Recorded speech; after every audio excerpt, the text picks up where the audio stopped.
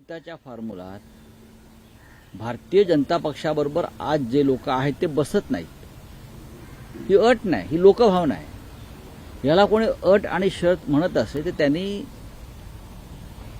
थोडंसं राजकीय अभ्यास करणं गरजेचं आहे आणि विशेषतः महाराष्ट्राच्या भावनेचा। आमची भूमिका स्पष्ट आहे। आम्ही जी जान से महाराष्ट्र हितासाठी काम करायला तयार आहोत।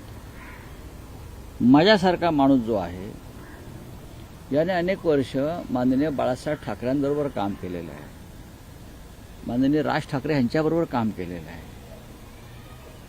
माननीय श्रीकांत ठाकरे यांच्याबरोबर काम केलेला माणूस आहे। मी माझं आता पुढलं संपूर्ण आयुष्य मी राज आणि उद्धव साहेब यांच्यावर एकत्र काम केलेलं आहे। आता मी राज साहेब माननीय आदित्य ठाकरे यांच्यावर काम करतोय। महाराष्ट्र हित हेच आमचं ध्येय आहे। मराठी माणसाचा स्वाभिमान। ज्या एका उच्च ध्येयासाठी माननीय बाळासाहेब ठाकरे यांनी शिवसेनेची स्थापना केली, तो ध्येय काय होतं?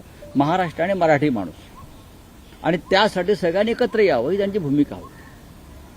आता जर मतभेद वाद हे दूर ठेवून मतभेदाचे जोडे बाहेर काढून या संदर्भात काम करणारे लोक एकत्र येणार असतील तर आम्ही त्यांचं स्वागत केलेलं आहे ना। कोणतेही अट आणि शर्त याच्यामध्ये उद्धवजींनी टाकलेली नाही। महाराष्ट्र हितालाच प्राधान्य द्या आणि जे महाराष्ट्राचे आणि महाराष्ट्र हिताचे शत्रू आहेत त्यांच्या पंक्तीलाही बसू नका। याच कोणती अट आणि शर्त आहे? कोणती अट आणि शर्त आहे? अजिबात नाही। पण राऊत साहेब मनसेतून असं म्हटलं, मला मनसेतून काय म्हणते याच्यापासून म्हणायचं नाही। राज ठाकरे म्हणालेत का? नाही, पण त्यांच्या पक्षाचे नेते राज ठाकरे बाहेर आहेत, ते कुठे असू द्या, देशाच्या बाहेर आहेत।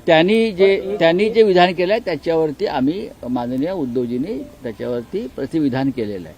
त्याच्यामुळे कोण काय म्हणते त्याच्याकडे आता लक्ष देऊ नका। नाही, पण साहेब एकच फक्त नाही, तुम्हाला वाटते म्हणून मी याच्यावर उत्तर देणार नाही। माननीय राज ठाकरे साहेबांनी जे सांगितलेलं आहे त्याच्यावरती माननीय उद्धव ठाकरे साहेबांनी व्यवस्थित मराठी माणसाला आणि महाराष्ट्राच्या गावातल्या शेवटच्या माणसाला कळेल अशा पद्धतीनं आपली भूमिका मांडली आहे। महाराष्ट्र हिताला सर्वोच्च प्राधान्य। जे महाराष्ट्र हिताच्या आड येतील त्यांना घरात सुद्धा घेऊ नका आणि घ्यायचं नाही, आणि त्यांच्या पंक्तीलाही बसू नका, त्यांचं आगत स्वागत करू नका। या चुकीचं काय?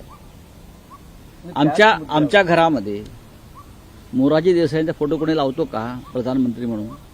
नाही ना, नाही लावणार आम्ही, अजिबात लावणार नाही। आमची जर सरकारी कार्यालय असती तर महाराष्ट्राचे शत्रू असलेले मोदींचा फोटो आम्ही लावणार नाही। हे दोघे महाराष्ट्राचे शत्रू आहेत। त्यांनी महाराष्ट्र लुटला, त्यांनी महाराष्ट्र तोडण्याचा सामाजिकदृष्ट्या तोडला महाराष्ट्र। त्यांनी बाळासाहेब ठाकरेंची महाराष्ट्राचा स्वाभिमान जपणारी शिवसेना तोडली। हे शत्रू आहेत। त्यांच्याबरोबर राहणाराही महाराष्ट्राचे शत्रू आहे आणि त्यांच्याबरोबर राहून कोणालाही महाराष्ट्र हिताची बात करता येणार नाही। हे इतकं स्पष्ट आणि सुस्पष्ट भूमिका जर उद्धव ठाकरे यांनी मांडली आणि ती महाराष्ट्रातल्या गावखेड्यापर्यंतच्या शेवटच्या घरात आणि मराठी माणसापर्यंत पोहोचली आहे, याच्या पलीकडे मला वाटत नाही भूमिका काही मांडायला पाहिजे। आम्ही राज ठाकरे यांच्या भूमिकेचं स्वागत केलं आहे। याच्या पलीकडे काय हवंय तुम्हाला? अजून कोण काय म्हणते ते मी कशाला उत्तर देऊ? हो नाही, पण त्यांच्या पक्षातून जी प्रतिक्रिया येते की जसं हिंदुत्ववादी कोण हे सर्टिफिकेट भाजप देऊ शकत नाही, तसं महाराष्ट्रद्रोही कोण हेही शिवसेना उद्धव बाळासाहेब ठाकरे ठरवू शकत। याच्यावरती का उत्तर देण्याची गरज नाही। महाराष्ट्रद्रोही कोण आहे का महाराष्ट्र समजून घेतोय।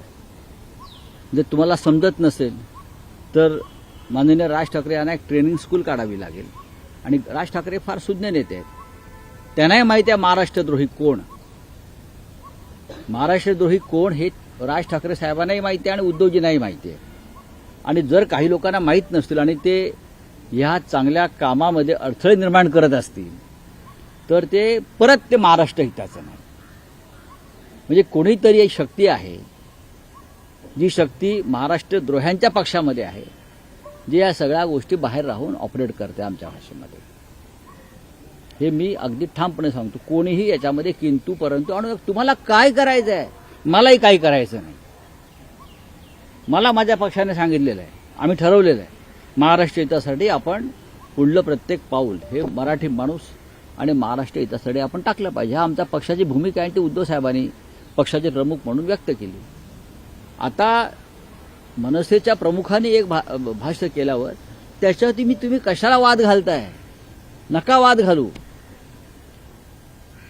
असा वाद घालणं हे महाराष्ट्रद्रोह्यांच्या पथ्यावर पडेल, हे लक्षात घ्या.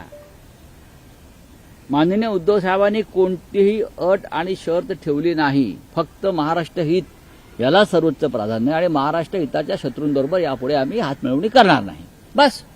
पण दक्षिणेतले जे पक्ष आहेत ते निवडणुका मात्र वेगवेगळ्या लढवतात, तो त्यांचा प्रश्न आहे. एआयडीएमके, पण ते स्थानिक प्रश्नांवर एकत्र असतात. तर असं म्हटलं आज जात आहे अमित की शहा अशा पद्धतीनं किंवा भाजपनं तामिळनाडूच्या विरुद्ध भूमिका घेतलेली आहे, त्यांच्या जे काही भूमिका आहेत.